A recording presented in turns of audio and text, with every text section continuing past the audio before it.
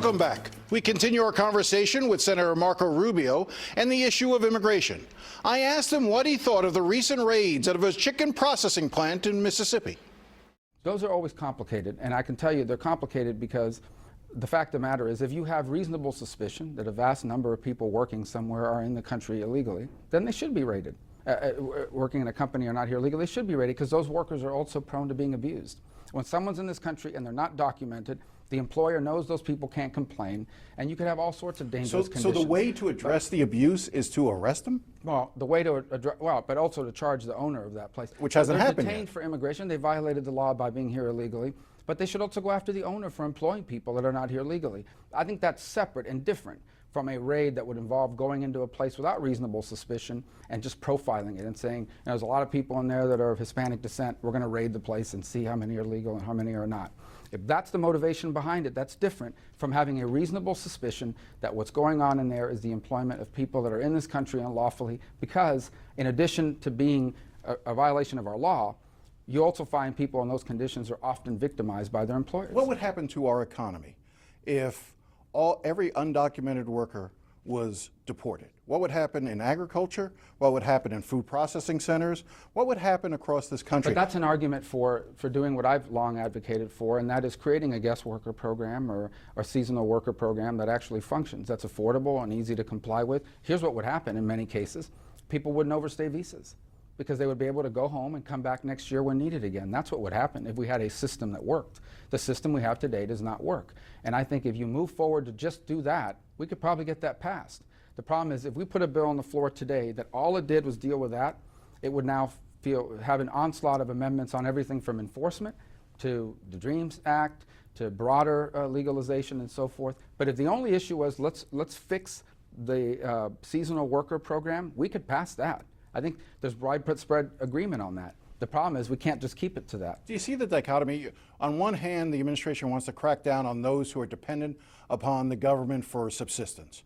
At the same time, they're raiding undocumented workers who are actually doing a job that I've never been inside a chicken processing plant.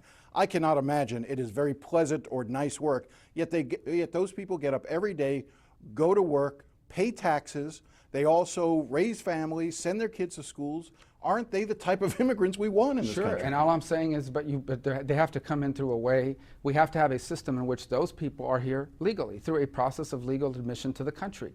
I don't understand why anyone would be opposed to saying, we're going to have an immigration system, we're going to have a generous immigration system, but we're going to have an immigration system that is followed, that is orderly, and that meets the needs of our economy, including the need for seasonal workers. Well, we have that language ready. I'm just telling you that it was part of the bill in 2013, and if that was the only part of the bill that had been offered, it would have passed. What about 2019? Well, we can offer it tomorrow, but the point is that it will not stand on its own, because what will happen is the bill becomes a magnet for other amendments. But do you see why people are frustrated with Washington? We could offer a bill on high-capacity magazines, but it won't pass, so why try? We could offer a bill on guest worker program, but it'll have all sorts of amendments, so why try? What's the point of the Congress if you're not going to try to pass some of these measures? Because our job is to pass. People are frustrated with Congress. I'm frustrated with Congress. I would love to pass that bill tomorrow. I would love to.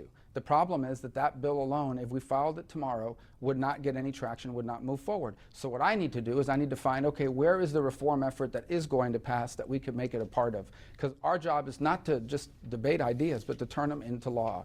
And ultimately, I've said consistently, until we fix the enforcement part, until people believe that illegal immigration is under control, we are not going to be able to move forward on the reform part, of which this is a key component. Let's talk about Venezuela for a second. TPS status, where does it stand for Venezuelans? Not in a good place. Here's the good news. The good news is we're not deporting people to Venezuela. The bad news is there's tremendous legal uncertainty. And from time to time, we'll get a call that someone from Venezuela showed up for their monthly or annual appointment, and we're taken into custody. After 2 weeks, they're released, but it's terrible. They have to hire lawyers, their families suffering unnecessarily and the like. There's two ways forward. One, we can pass a law, and we'd love to pass a law. The other is the administration can do it, whether it's through deferred enforcement, where they just announce, we're not going to, like they did for Liberia, we're not deporting people from Venezuela, and for a defined period of time until there's political change, they'll have a work permit, or they can do a new TPS order.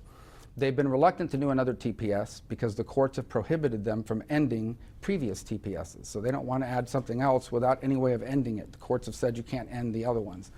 The other way to do it is the deferred action program for a defined population for a defined period of time. And that's what we've been advocating for. And I'm hopeful that something will happen here pretty soon on it, because it is an unsustainable situation. And frankly, if it's not fixed, then we have a real conflict in our foreign policy. On the one hand, we're saying Venezuela is this terrible place run by these horrible human beings. On the other hand, if you're in this country from there, you need to go back.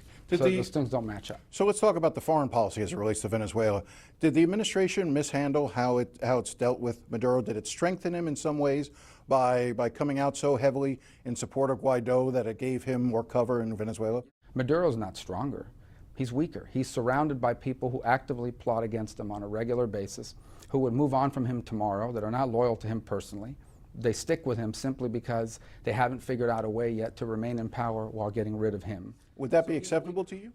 Well, no. What would be acceptable to me ultimately is a democracy. That's the goal here. The goal is not a palace coup. But if in the short term, removing Maduro allowed those around him to take control. Only if it was part of a transition to a real democracy. I don't think that we should be interested in a palace coup in which some other dictator, who maybe is a little bit less friendly to Cuba and Russia, takes over.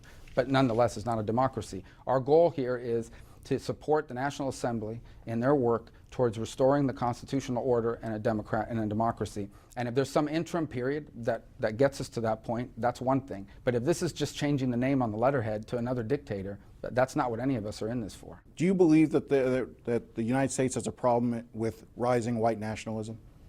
Oh, I don't think there's any doubt that rising white nationalism isn't just a problem, it's un-American.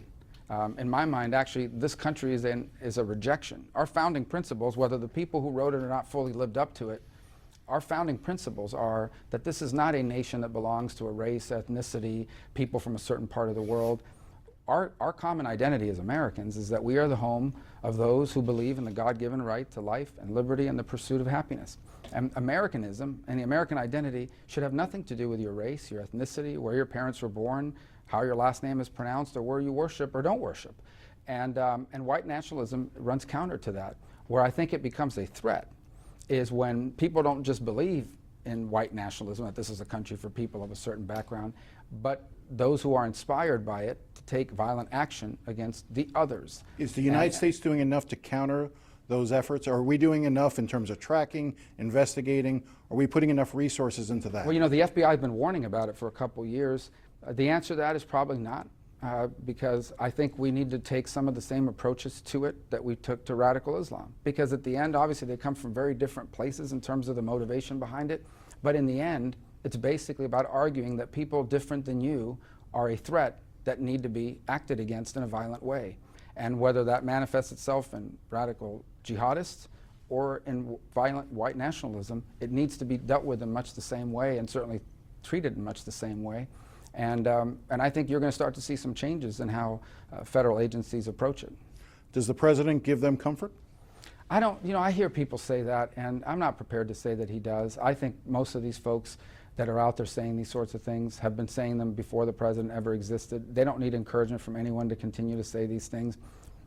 You don't have to agree with everything the president says. There are things he says that I would not say or that I would say differently. And that's not just true of him, but of others. But here's what I would say. This problem that we're facing existed before the president and will exist long after it.